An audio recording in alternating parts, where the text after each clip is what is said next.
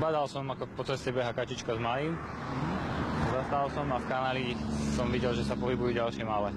6 mláďat spadlo do hlbokého kanála krytého mrežou, ich mama sa k ním nevedela dostať a pobehovala po rušnej ceste. Všimol si ju okolo idúci vodič, ktorý neváhal zavolať hasičov.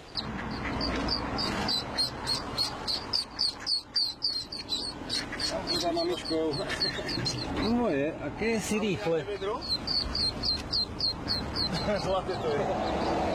Upozorňovali odstavenými blikajúcimi autami okolo idúcich vodičov na to, že sa na ceste niečo deje, aby spomalili. Ďalšie mláďa uviazlo na druhej strane cesty.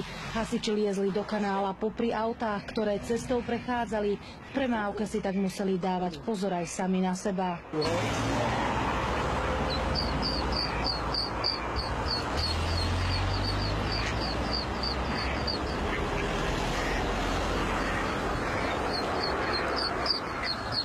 Behala určite aj s malým, zo 3-krát by ich už bolo zrazilo. Kačacia rodina prešla z Hrona cez 2 dvojprúdovky plné aut. Hasiči ich naložili do vaku a odviezli späť k vode. Všetky sa bezpečne vrátili tam, odkiaľ sa vybrali na výlet. Oni pôjdu za ňou.